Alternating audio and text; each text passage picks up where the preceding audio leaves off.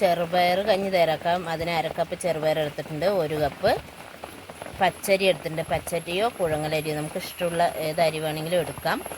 അപ്പോൾ പച്ചരി ആകുമ്പോൾ കുറച്ചുകൂടി ടേസ്റ്റ് ഉണ്ടാകുമെന്ന് പറഞ്ഞിട്ടാണ് പച്ചരി എടുത്തത്.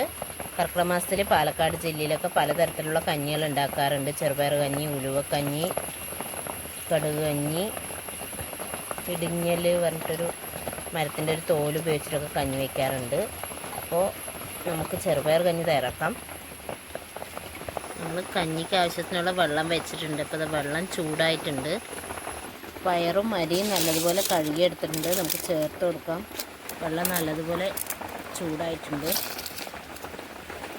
കഞ്ഞി വേകട്ടെ, അതും കൂടി വെച്ച് കൊടുക്കാം. ചെറുപയർ ഏകദേശം വേവായിട്ടുണ്ട്. നമുക്ക് തേങ്ങ ചെറിയത് ചേർത്ത് കൊടുക്കാം.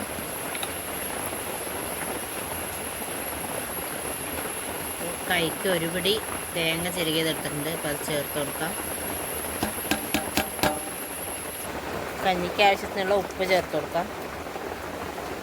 ചെറുപയർ കഞ്ഞി റെഡി ആയിട്ടുണ്ട്. അപ്പോൾ അത് ഇറക്കി വെച്ചിട്ടുണ്ട്, ചൂടാക്കി.